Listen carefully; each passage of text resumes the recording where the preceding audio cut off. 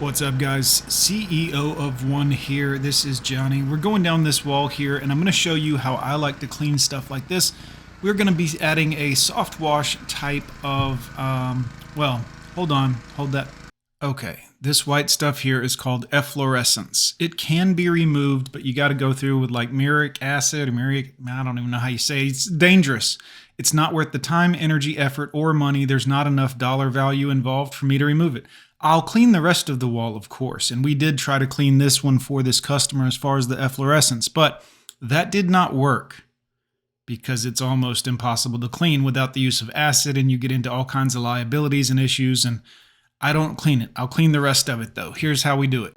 So, moving on down the wall here, we see lots of Glioxapsomagma, which is the black stuff on the top and bottom. We see a little green, which is typically lichen. There's a couple other things it could be, but that doesn't matter. The sodium hypochlorite mixture we're going to put on here is going to kill it. I went a little hot on this brick. By that I mean that's the amount of sodium hypochlorite to water. I used a 3% on this. I was very careful not to get it on anything else. This here is lichen. Lichen can get pretty thick, and it is, easy to get it. It will turn pretty much yellow instantly on contact with the sodium hypochlorite solution. It'll be white within a few minutes, and it'll come right off. Brushing it off is difficult, but once you kill it, this stuff just comes right on off the brick. It's pretty easy to remove. So we are going to be using a little bit of pressure washer. We're going to hit this and let it sit for about 15 minutes with a 3%. Let's go.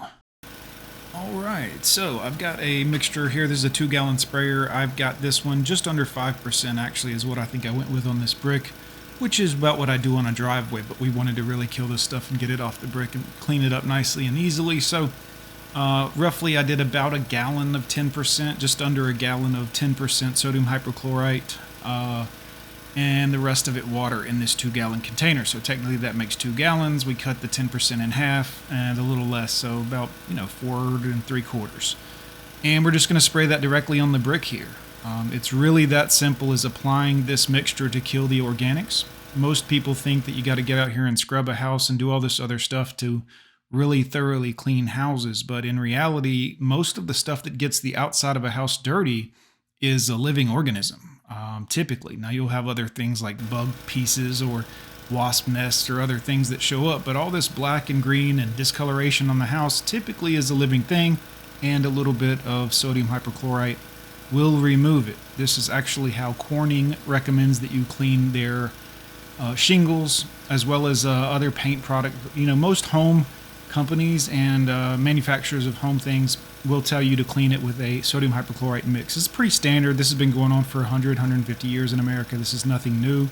Obviously, there's pressure washing involved as well, and that's been used, but just cleaning the outside of soft areas of houses, this has been done a long time, but it's called soft washing. Now, you could rinse this off with a water hose after everything dies. That would be soft washing. We are going to hit it with some pressure because brick can be a little bit of a, it can be a booger to get all this stuff off of.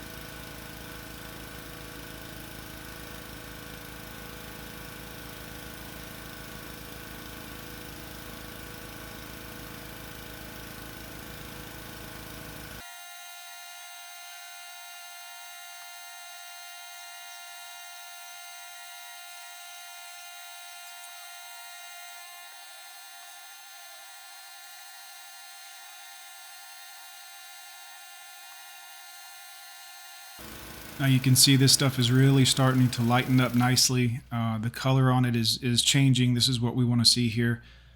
Nice reaction to the sodium hypochlorite. All of that stuff is just about dead, I would say, at this point.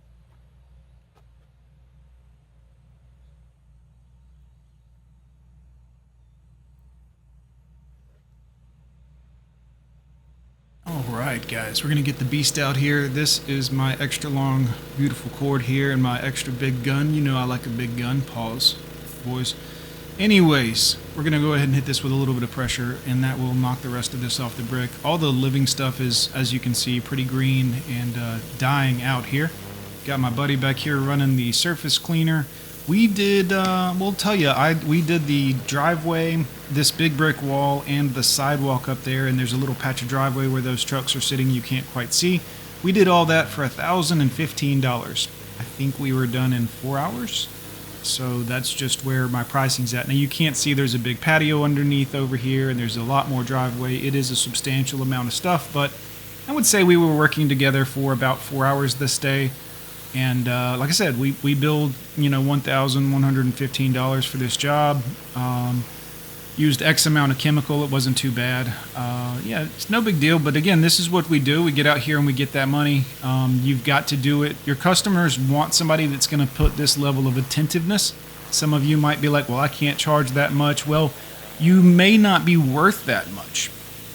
No offense, but I mean, some of you guys, you think just because you'll show up and you can run a pressure washer or you can do the job, how's your personality skills? I mean, I spent hours talking to some of these customers about plants and what we do to protect plants and how we go through and try to dilute everything ahead of time and after the case and how we try to make sure that it doesn't hurt their pets. And I mean, if you just show up and say, well, I can do the job that's going to be $400, well, okay, well, that's one thing. But if you build up rapport with them for 30 minutes walking around their home and looking at them, talking about the different species of plants that you see, these types of things let a customer know that you mean business, you know what you're looking at, and you can be trusted around their personal items.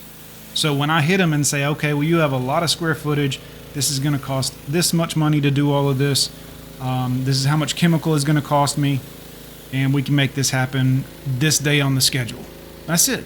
You just put it out there. Then you shut up. Usually I text message my information or quotes to customers because it makes them feel less stressed. And then, most of the time I like to go home and sit about it and think for a minute and be like, well, how long is this going to take me to do? I can usually tell how long it's going to take for my buddy here that I work with and I to get a job done. Neither one of us are taking breaks or smoking or none of that crazy stuff. When we show up, it's work time. And it's work time until the job is done and then we leave. So these are all things that I factor into the pricing. So you got to know kind of where you stand and what you're worth out there. And I don't mean say it's going to be $800 to $1,000 for some of these bigger jobs. What I mean is you have to earn that. You have to show them why, and you have to clearly set your expectations or your customers will be unhappy. And some people are not going to be your customers.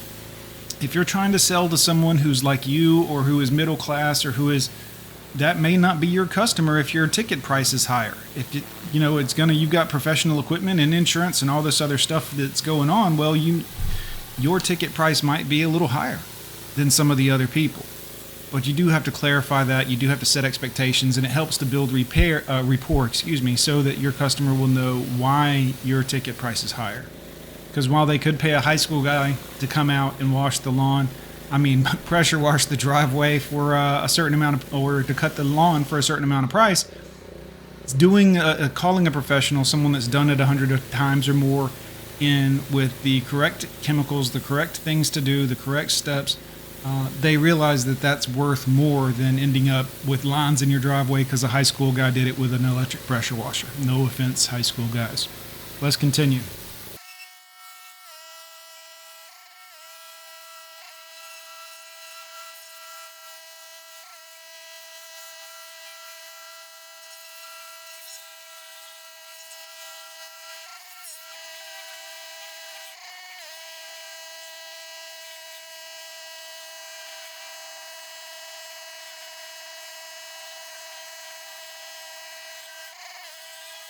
Anyways, I hope this helps you guys understand a little bit how to clean brick a little. See, that white is still there. The efflorescence did not disappear. A little less visible when it's wet, but anyways, I'm CEO of One. Hit like, hit comment, hit subscribe. More lessons coming in for home cleaning and exterior advice very soon, boys. See ya.